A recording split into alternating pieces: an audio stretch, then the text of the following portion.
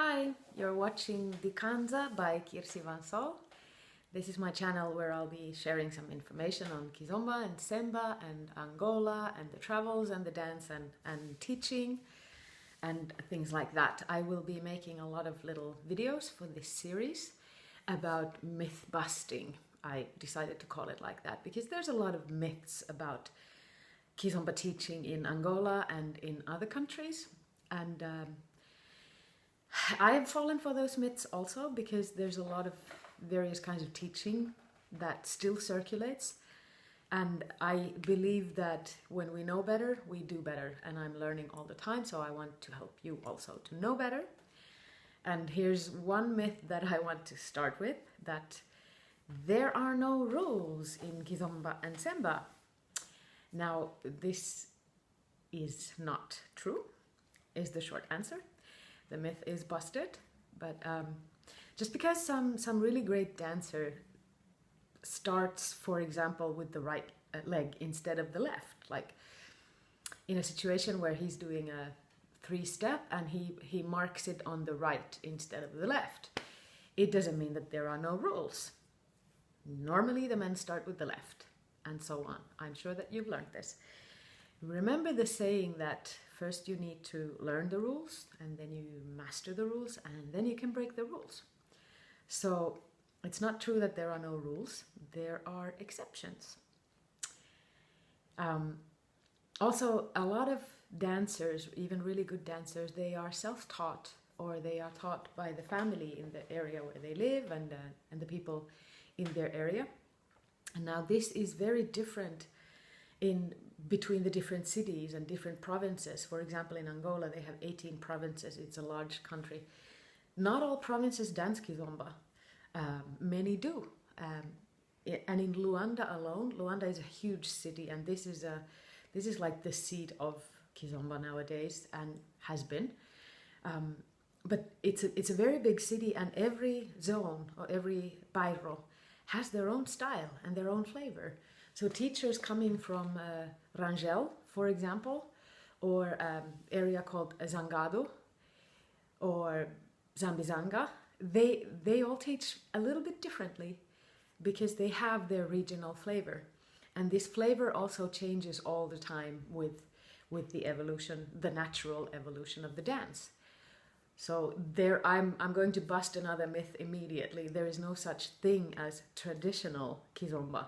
Kizomba is a recreational dance, kizomba and semba, and they are modern, they are urban, they are here and now, and they're not traditional. You can't say that, because traditional dances and recreational dances are completely different worlds. So, two myths busted. Going back to the teaching and the rules and the differences, now I observe a lot of teachers in various countries and also in various dances. I love to study tango teachers or teachers of samba de gafieira or the different dances that exist in the world. And I don't have a certain dogma or doctrine that I identify with, because as soon as you identify with something, there tends to be comparison instead of pure observation, like open-minded observation. And so I approached all these questions from the viewpoint that this teacher must have a good reason for why they are doing this way. Sometimes it happens, that the reason is that he doesn't know better or she doesn't know better. But sometimes it is this thing that I keep repeating, context, that they have chosen to teach something in this situation to this group of students, and they do it this way because, whatever context that is. I try to figure this out, and if possible, I of course go and interview the teacher. I want to learn from them, and I ask them directly whenever possible, but if not, then I'm left on my own to analyze why this would be, and I try to find the good reasons.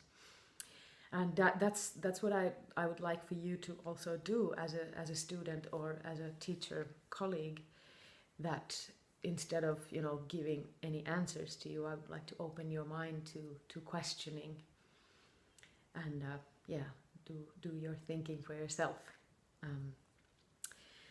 So when I'm observing these different situations and different ways of teaching the same thing, for example, there are so many ways of teaching one and same thing that usually when I try to figure it out, it does make sense to me in that context.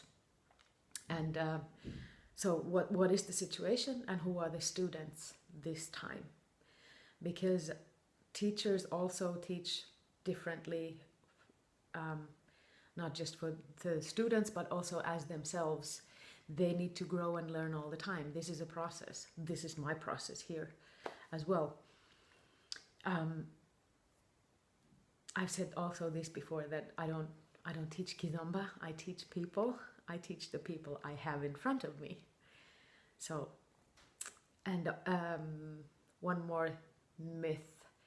I wanted to bust another myth. Give me 1 second. I need to check. Oh yeah, that the teaching methods that are used are, everything is originating from Europe somehow, and that kizomba teaching is originating from the salsa teaching. Well, to some teachers, I'm sure that this is true, because there's a lot of Cuban teachers, for example, who are using the same method, or at least there was at some point. But no, it's not true. There are lots and lots of different methods for teaching. Just because majority of teachers are using similar methods doesn't mean that they all originated from some point. It means that they are methods that actually work. Because where did those methods come from? Like before kizomba, there were salsa schools, but before salsa schools, there were different kinds of schools. These are methods that have grown with people over a long period of time. It's not an innovation from the 90s or the 2000s, whatever.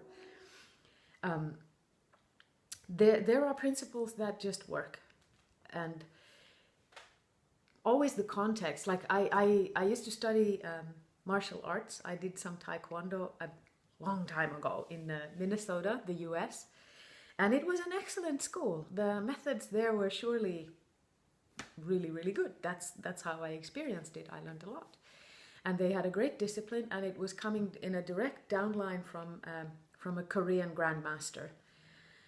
But I can guarantee that the school situation would look still very different if I actually went to South Korea directly to the grandmaster's school, because of the context. It makes sense. It doesn't matter what the subject is.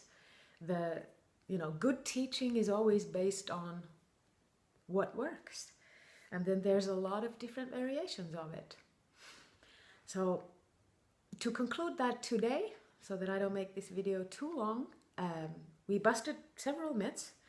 That teaching comes from one origin, whether it's European or Cuban, whatever. That's a myth, not true.